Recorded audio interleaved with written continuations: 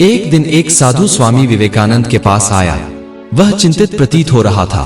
अभिवादन करने के उपरांत उसने अपनी व्यथा स्वामी जी को सुनाई। स्वामी जी, मुझे शांति नहीं मिलती। मैंने सब कुछ त्याग दिया है, मोह माया के बंधनों से मुक्त हो गया हूँ, फिर भी मन सदा भटकता रहता है। एक दिन मैं अपने एक गुरु के पास गया। मेरी व्यथा सुनकर उन्होंने मुझे एक मंत्र दिया और कहा कि उसके जाप से मुझे अनहदनाद सुनाई देगा और मेरा मन शांत हो जाएगा। मैंने उस मंत्र का जाप करने पर भी मुझे शांति नसीब नहीं हुई। मैं बहुत परेशान हूँ स्वामी जी, आप कुछ समाधान बताइए। कहते हुए उस साधु की आंखें नम हो गई। स्वामी जी बड़े ध्यान से उसकी बातें सुन रहे थे। बात समाप्त होने पर उन्होंने पूछा, मान्यवर, क्या आप वास्तव में शांति चाहते हैं? जी स्वामी जी, इसी आस में मैं आपके पास आया हूं। साधु ने उत्तर दिया, तो ठीक है, मैं तुम्हें शांति प्राप्त करने का सरल मार्ग बताता हूं। यह जान लो कि सेवा धर्म महान है। घर से निकलो, बाहर जाकर भूखों को भोजन दो, प्यासों को पानी पिलाओ, विद्यार्थियों को विद्या दो, दीन दुखियों, दुर्बलों और रोगियों की तन, मन एवं धन से सेवा करो। सेवा द्वारा मनुष्य का अंतःकरण शांत होता है। ऐसा करने से आपको सुख और शांति प्राप्त होगी। स्वामी विवेकानंद की बात साधु के मन में बैठ गई। वह एक नए संकल्प के साथ वहां से चला गया। उसे समझ आ गया था कि मानव जाति की निस्वार्थ सेवा से ही मनुष्य को शांति प्राप्त हो सकती है। यह घटना उस समय की है जब विवेकानंद अमेरिका में थे। एक बार वे भ्रमण पर निकले। एक नदी के पास से गुजरते हुए उन्होंने कुछ लड़कों को देखा। वे सभी पुल पर खड़े थे और वहां से नदी के पानी में बहते हुए अंडों के छिलकों पर बंदूक से निशाना लगाने का प्रयास कर रहे थे, लेकिन किसी भी लड़के का एक भी निशाना सही नहीं लग रहा था। यह देख वे उन लड़कों के पास गए और उनसे बंदूक लेकर खुद निशाना लगाने लगे। उन्होंने पहला निशाना लगाया, वो सीधे निशाने पर जाकर लगा। फिर उन्होंने दूसरा निशाना लगाया, वो भी सटीक लगा। फिर एक के बाद एक उन्होंने 12 निशाने लगाए। सभी निशाने बिल्कुल सही जगह जाकर लगे। यह देख वे सभी लड़के आश्चर्यचकित रह गए। उन्होंने स्वामी जी से पूछा, स्वामी जी, आप इतना सटीक निशाना कैसे लगा पाते हैं? भला कैसे कर पाते हैं आप ये? स्वामी विवेकानंद ने उत्तर दिया, असंभव कुछ भी नहीं है। तुम जो भी काम कर रहे हो, अपना दिमाग पूरी तरह से बस उसी एक काम में लगा दो। यदि पाठ पढ़ रहे हो तो सिर्फ पाठ के बारे में सोचो। यदि निशाना साध रहे हो तो अपने पूरा ध्यान लक्ष्य पर रखो। इस तरह तुम कभी नहीं चूकोगे। अपने गुरु स्वामी रामकृष्ण परमहंस के शरीर त्याग के उपरांत स्वामी विवेकानंद तीर्थ यात्रा पर निकले। कई स्थानों के दर्शन करते हुए वे काशी पहुंचे और विश्वनाथ मंदिर में दर्शन के लिए गए। दर्शन कर जब वे मंदिर से बाहर आए तो देखा कि मंदिर के सामने कुछ बंदर इधर उधर चक्कर लगा रहे हैं। उन दिनों स्वामी जी लंबा अंगरखा पहनते थे और सर पर साफा बांधते थे। वे विद्याप्रेमी थे, इसलिए उनकी जेबों में पुस्तक और कागज भरे रहते थे। भरी हुई जेबों को देखकर बंदरों को भ्रम हुआ कि उसमें खाने की वस्तु है और वे उनके पीछे पड़ गए। अपने पीछे बंदरों को आते देख स्वामी जी भयभीत हो गए और तेज तेज चलने लगे। बंदरों ने भी अपनी गति बढ़ा दी, जिससे स्वामी जी का भय बढ़ गया और उन्होंने दौड़ना प्रारंभ कर दिया। लेकिन बंदर भी उनके पीछे दौड़ने लगे। स्वामी जी को समझ नहीं आ रहा था कि वे क्या करें। बंदर उनका पीछा छोड़ने का नाम नहीं ले रहे थे। भय के कारण वे पसीने से नहा गए, लेकिन वहां उपस्थित लोगों में से कोई भी उनकी सहायता के लिए सामने नहीं आया। सब तमाशबीन बंद तमाशा देखते रहे। तभी भीड़ में से ही स्वामी जी को एक आवाज सुनाई पड़ी, भागो मत।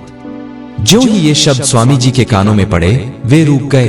उन्हें बोध हुआ कि विपत्ति से डरकर जब हम भागते हैं तो वह और तेजी से हमारा पीछा करती है। अगर साहस से उनका मुकाबला किया जाए तो वह मुंह छुपाकर भाग जाती है। फिर क्या था? वे मुड़े और निर्भीकता से खड़े हो गए। उन्हें देख बंदर भी खड़े हो गए। थोड़ी देर खड़े रहने के बाद वे सभी बंदर वापस लौट गए।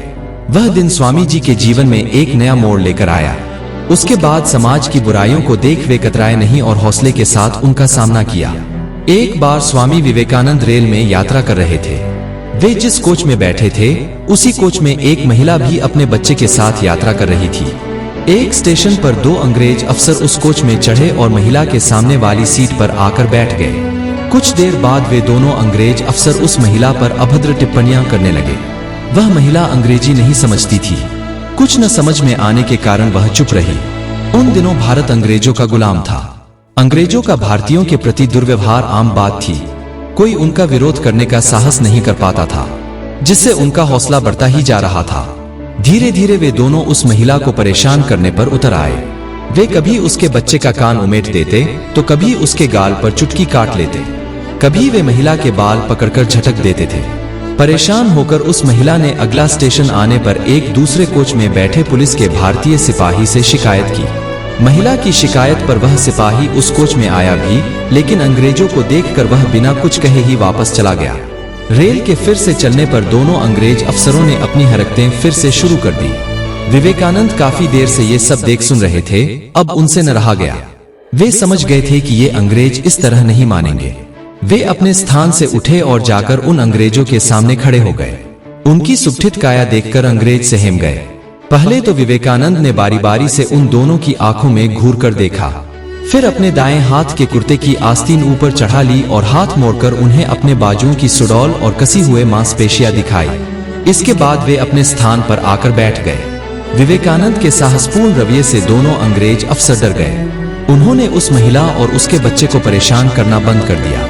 यही नहीं, अगले स्टेशन पर वे चुपचाप उठे और दूसरे कोच में जाकर बैठ गए। दोस्तों, यदि हम अत्याचार या जुल्म सहते रहेंगे तो अत्याचार करने वालों का साहस भी बढ़ता चला जाएगा। स्वामी विवेकानंद के जीवन के इस प्रसंग से हमें यह सीख मिलती है कि अत्याचार या जुल्म के खिलाफ तत्काल आवाज उठानी चाहिए। विचार विमर्श के मध्य अचानक पॉल डायसन को एक आवश्यक कार्य से बाहर जाना पड़ा। कार्य पूर्ण कर जब वे लौटे तो स्वामी विवेकानंद को एक पुस्तक पढ़ते हुए पाया। स्वामी विवेकानंद पढ़ने में इतने लीन थे कि उन्हें पॉल डायसन के वापस आने का आभास तक नहीं हुआ और वे पढ़ने में ही मग्न रहे। पूरी पुस्तक पढ़ने के उपरांत जब उन्होंने अपना सिर ऊपर उठाया तो पॉल डायसन को प्रतीक्षा करते हुए पाया। क्षमा कीजिएगा, मैं पढ़ रहा था, मुझे आपके आने का आभास ही नहीं हुआ। स्वामी विवेकानंद ने खेद प्रकट करते हुए कहा। पॉल डायसन को महसूस हो रहा था कि स्वामी विवेकानंद उन्हें जानबूझकर नजरअंदाज कर रहे थे। अपनी उपेक्षा से वे क्षुब्ध थे। यह क्षुब्धता उनके चेहरे पर स्पष्ट थी। उनके मन के भावों को जानकर स्वामी विवेकानंद को बहुत दुख हुआ। उन्हें यह विश्वास दिलाने के लिए कि वे वाकई पढ़ रहे थे, वे उन्हें पुस्तक में लिखी कविताओं की पंक्तियां सुनाने लगे। कंठस्थ कविताओं को सुनने के बाद पॉल डायसन की नाराजगी और बढ़ गई।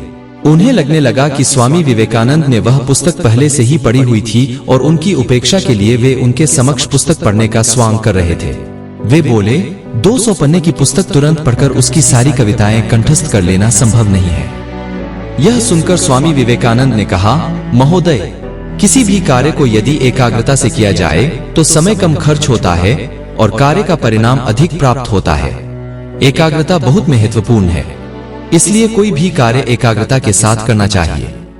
पॉल डायसन को अपनी भूल का एहसास हुआ और साथ ही जीवन का एक महत्वपूर्ण पाठ भी सीखने को मिला।